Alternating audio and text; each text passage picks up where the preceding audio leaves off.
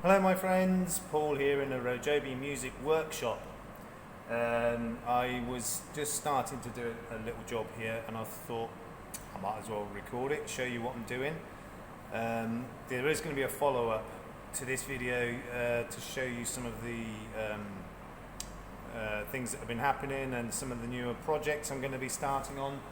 But all I'm doing here is I've got an old ukulele neck, and I'm removing the fretboard because I want to use it for one of the projects that I'm doing.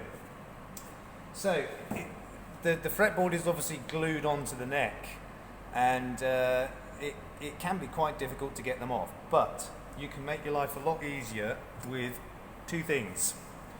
This is basically a paint scraper, which I've cut the edges down and rounded the corners off, and I've also filed the end quite flat and smooth. It's not sharp, but it's very thin, and it flexes a bit, but it's pretty good for the job. And the other thing you need is just an ordinary iron. So what you do is you put the iron on top of the fretboard to heat it up, which softens the glue, and also heat the scraper, if that's what you want to call it, for want of a better word. Heat that up as well. Just turn the iron up to full. This is only a cheap, clothes iron. It's a non-steam one. It's a dry one. It's probably cost me the equivalent of like a £5 or something. But it's perfect for this job. So you just get the fretboard itself nice and hot, get your tool hot, and then you start to work it underneath the fretboard and just kind of wiggle it to free up the glue. I know you can't see particularly well what I'm doing there. But as I said, I'd already made a start on this and thought, I might as well film this and show you this. So it's a relatively easy job, really. You've got to be patient. You can't rush it because obviously you'll just break something. So the heat from the iron softens the glue, and then this blade you just push in there to literally push through the glue joint. And use the same method for removing bridges from guitars or ukuleles. And I've used this method many times and rarely had a bad result, to be honest. Like I said, so long as you're patient and don't force it, you just kind of wiggle backwards and forwards, work your way through the glue, and eventually it will pop off. I'm about almost halfway down the fretboard now, and it's only taken me 5 or 6 minutes, I guess. It's actually stuck on there pretty well. Quite a tough one, actually.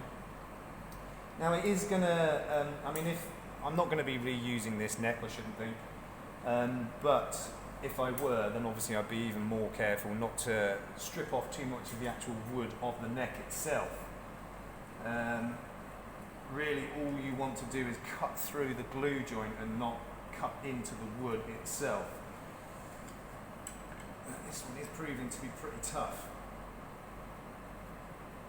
Okay, so I'm going to pause the video here, get a bit further down the neck, and as it's about to pop, I'll bring you back. Okay, that was literally 2 or 3 minutes. I've got quite a way down it now. It's pretty close to coming off. I think it's going to come off this time. So because the frets are obviously metal, it really transfers the heat through the wood. You have got to be careful, especially if the neck is still attached to the instrument. You've got to be careful not to damage the finish or anything. But as I said, I'm probably not going to reuse this neck, so I'm not too bothered about that. But I do want to save the fretboard. Okay, so I think we'll be just about there this time.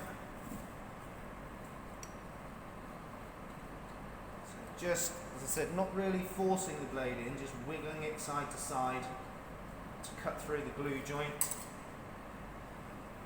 Almost there.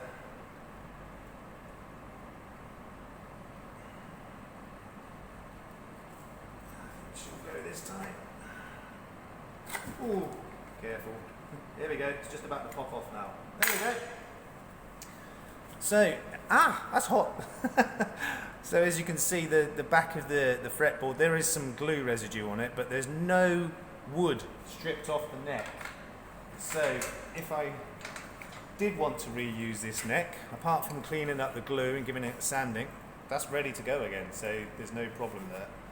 And 9 times out of 10, when you're removing a fretboard, you are going to be putting it back on. It's usually to, because you need to do some work to the neck to straighten it or whatever. Obviously the heat has also made that bow a little bit, but that's absolutely not a problem, because when you reattach it to something and glue it down, it's all going to straighten out anyway. So there it is. That's a soprano ukulele fretboard.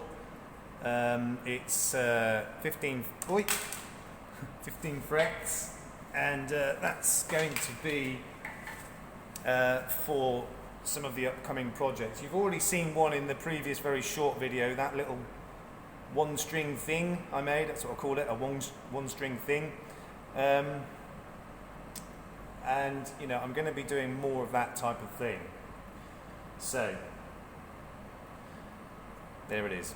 Okay, so it's, as I said, if you're patient and careful, they are quite easy to remove. Well, it does depend on the glue that's been used originally. That's been only been on there a couple of years or so, and I use Tight Bond Original wood glue, which it bonds really well, but it also releases well with heat. Okay, so thank you all for watching, and I hope you're looking forward to the upcoming projects. I'll see you soon. Peace out.